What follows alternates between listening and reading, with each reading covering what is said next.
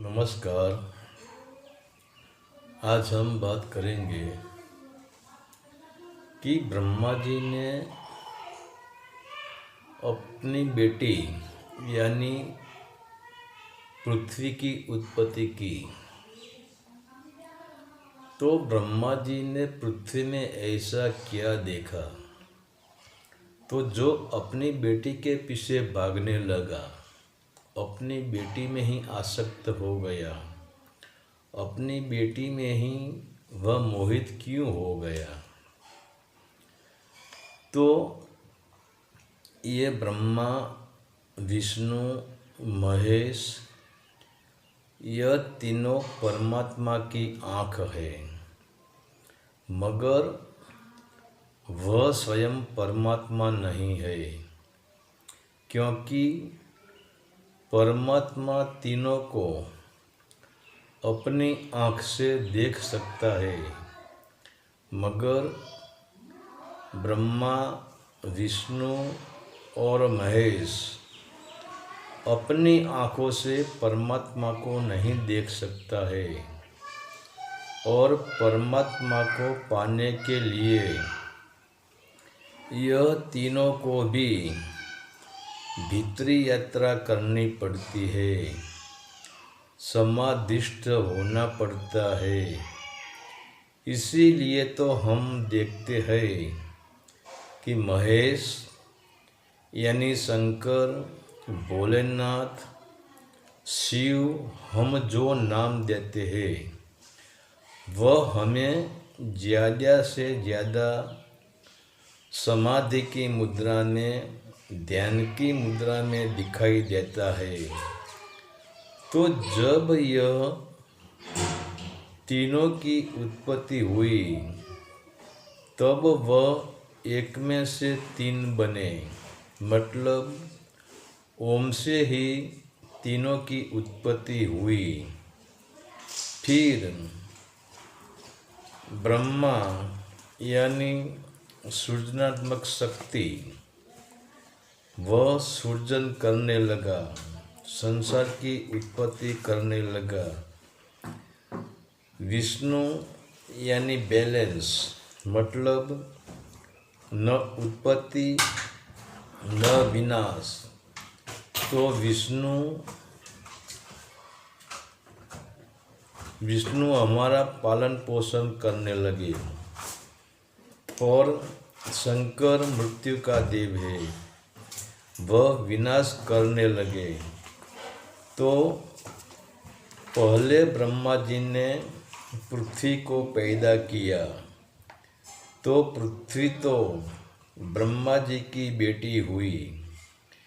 फिर भी ब्रह्मा जी अपनी ही बेटी पृथ्वी पे आसक्त हो गए और पृथ्वी के पीछे भागने लगे।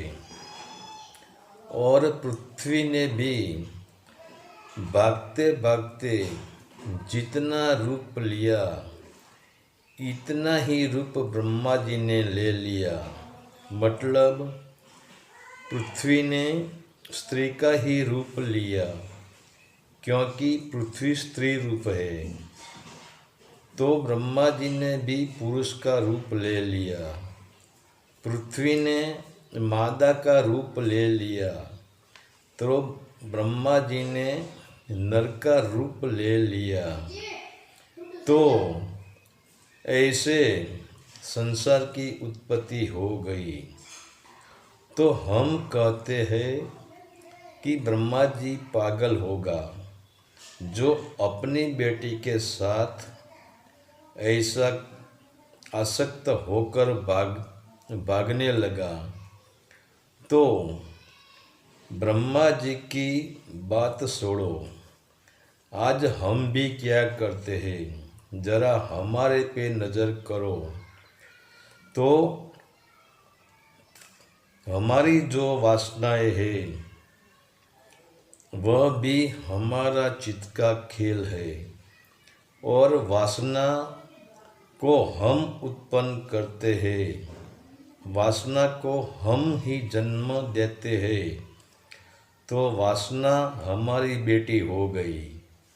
तो फिर भी हम बाप होकर वासना के पीछे हम आसक्त हो जाते हैं। इसके पीछे हम पागल हो जाते हैं और वही वासना के पीछे हम 24 कलाक भाग रहे हैं।